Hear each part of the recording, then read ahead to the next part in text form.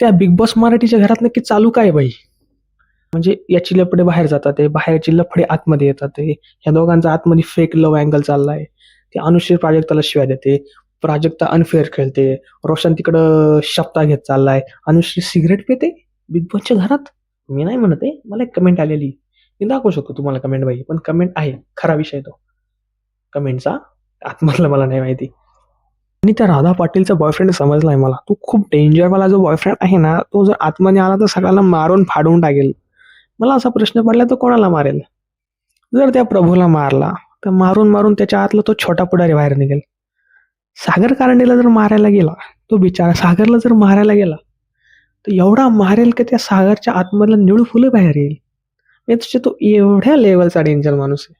So please त्याला आतमध्ये पाठवू नका बिग बॉस. मी तुम्हाला पाया पडतो मी तुमच्या. मला भीती वाटते आता त्याच्या बॉयफ्रेंडची. कारण तो स्वतःच्या हाताने जेवत पण नाहीये. कारण आता तो जवळपास 12 दिवस झाले तो जेवला पण नसेल. तुम्हाला काय वाटतं? आता तो कोणत्या हाताने जेवेल? डाव्या की उजव्या? अनुश्री तिकडे कोणाला काही शिवाय देत सुटलेली आहे. म्हणजे त्या प्राजक्ताला मंद, मूर्ख, चिव, बावलट काही पण बोलते. या सगळ्यावरती आपण आता बोलूया. सो जय शिवराय, जय शंभूराजे मित्रांनो. नाव माझं यज्ञेश आणि तुम्ही आज पाहत आता big boss review part 2. So start करूया आपण. सुरुवातीपासून जो टास्क सुरू झाला होता, सिंपल साधा सरळ टास्क होता. गोण्या घ्यायच्या, ठेवायच्या, ज्यांना घेता नाही येणार ते बाहेर, त्यांना ब्रॉन्झ रेशन कार्ड. एवढा साधा सरळ गेम. त्याच्यामध्ये पण भांडणं झाली यार. मेन तर ती रोशन वर्सेस ओमकारची. त्याच्यामध्ये प्राजक्ता खूप चुकीचा निर्णय देते. पहिल्या राऊंडला तिनं असा निर्णय दिला होता की सगळ्यात पहिला हात ओमकारचा लागलाय, मग ती ओमकारची झाली ना. बरं ठीक आहे. दुसऱ्या वेळेस त्या रोशनकडे 3 गोणी होत्या. मग 3 गोणी तुम्ही 3 पैकी त्याला एकही गोणी नाही दिली. प्राजक्ता ताई नक्की चाललंय काय तुमचं? मला सांगा. आणि प्राजक्ता ताई तुम्ही नाही खेळत आहे. दीपाली सय्यद तुम्हाला खेळवतात आहे. कारण दुसऱ्या राऊंडला तुम्ही ठरवलं होतं की दिव्याला आणि रोशनला सेफ करायचंय. बट नाही. ती आली दीपाली एकच वाक्य बोलली, दिव्या आणि रोशन नकोय. बस संपला विषय. तू लगेच त्यांना बाहेर काढलं स्वतःचा निर्णय बदलून. रतेश भाऊ देशमुख तुमचं काम वाढलंय. तुम्हाला प्राजक्ता पण भेटली आता आणि तिचे रंग दिसत चाललेले आहेत. दुसरा विषय, पहिल्या राऊंडला प्रभूला बाहेर काढलं. का? तू कमी खातो? अरे खायचं तुम्ही आता एकमेकांचं खाणं काढायला लागले. म्हणजे महाराष्ट्रामध्ये कोणाचं खाणं काढू नये, पण तू कमी खातो म्हणून त्याला बाहेर द्यायचं. अरे यार तू आजारी आहे, त्याचा तो ब्लडचा इश्यू आहे, त्याला द्या ना पोटभर खायला. ह्या काय तुमचा मॅटर आहे यार की तू कमी खातो त्याच्यामुळे मग त्याला कमी. अरे खायचा विषय नाहीये, बेडचा विषय, वॉशरूमचा विषय, टॉयलेटचा विषय, फर्निचरचा विषय. ते ते कुठं आहे? खाणं झालं बाद झालं, तुम्हाला सगळ्याला पोटभर लागतं, त्याला नाही लागत का? अरे काय राव, प्रत्येक वेळेस तुम्ही असं वागता प्रभूसोबत. आणि प्रभू जरा प्रॉब्लेम असा आहे की काही झालं का पहिला त्यालाच बाहेर काढतात यार. त्याला खाता येत नाही, त्यालाच गेम समजत नाही, तो काय कामाचा नाही, तो कमी खातो. हे काय पद्धत आहे भाई? हे असं तुम्ही कोणाचं काढू नाही शकत. दुसऱ्या टास्कमध्ये त्या गोणीवरती 4 जणी होत्या. दिव्या, राधा, ती रुचिता आणि साईडने दीपाली सय्यद.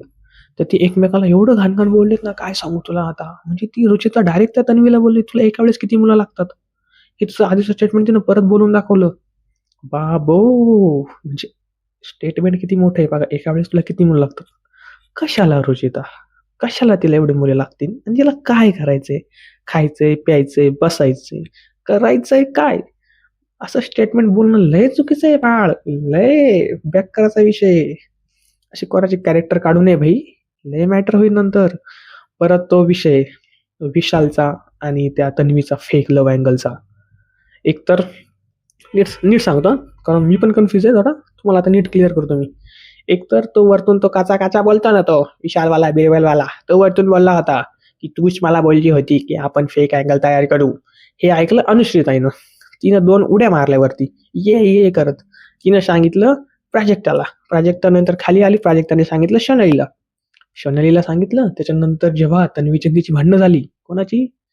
रुचिताची आणि अनुश्रीची. सॉरी, जेव्हा प्राजक्ताची आणि अनुश्रीची भांडणं झाली तेव्हा प्राजक्ताने सांगितलं तन्वीला की अनुश्री असं असं म्हणत होती. बट ती नव्हती म्हटली. हे विशाल बोलला होता. हे विशालचं तिनं ऐकून तिनं फक्त सांगायचं काम केलंय. ती फक्त पोस्ट बॉक्स आहे बस, बाकी काय करत नाही ती. ते झालं. मग ती भडकाभडकी झाली, तू असं कसं काय बोलले? मी बोललेच नाही. अनुश्रीताई बोलली मी बोललेच नाही. ती बोलली पण नव्हती. बट ती बोललीच नव्हती. म्हणजे तिचं ते वाक्य नव्हतं, तिनं ऐकून फक्त ट्रान्सलेट केलं होतं बस. बट तरी पण तो विषय झाला. नंतर परत भांडणं झाली प्राजक्ता आणि अनुश्रीची. किती ती भांडणं यार, एकमेकाला शिवाय देतात. एक चिववाली. म्हणजे तिने आधी सगळ्या स्वतःला शिव्या दिल्या, मी मूर्ख, मी बावळट, मी मतिमंद, मी चू, आणि माझ्यासारखी तू.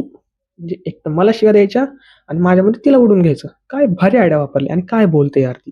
म्हणजे माणसाला एक थोडं तारतम्य असावे. आपण काय बोलतोय, किती बोलतोय, कोणाला बोलतोय. ती ते प्राजक्ता शुक्रे यार, ती गायक आहे, सिंगर आहे, तिनं खूप मोठं नाव गाजवलंय. तुझं नाव काय आहे? तू डान्स करते फक्त अश्लील, बाकी काय डान्स चालले तुझे मला सांग.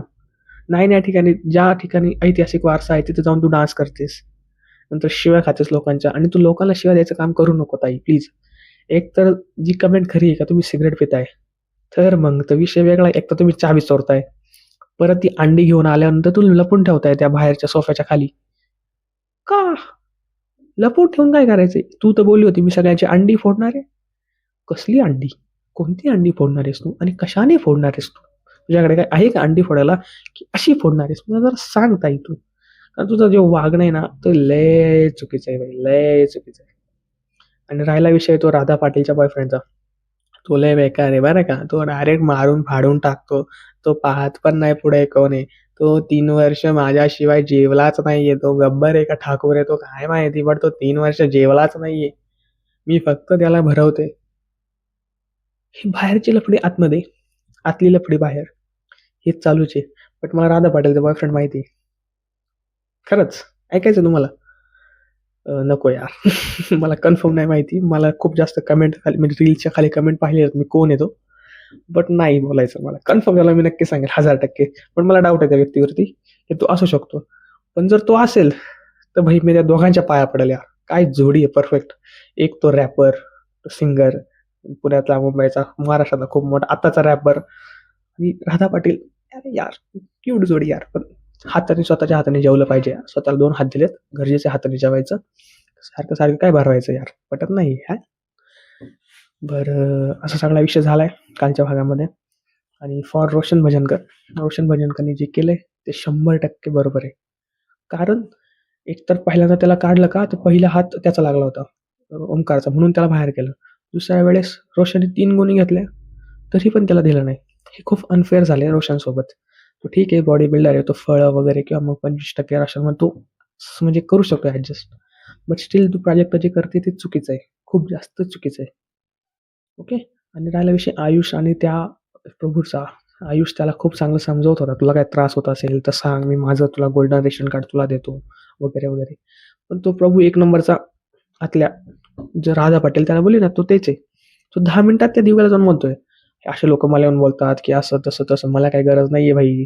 आळ्या असलेल्या गोष्टी आम्ही खाल्लेली आहेत लहानपणी, त्याचा काही विषय वाटत नाही. गावाकडची माणसं आम्हाला ऍडजस्टमेंट होते, असं कुणी काय बोलू नये मला, मी माझं करेल ऍडजस्ट.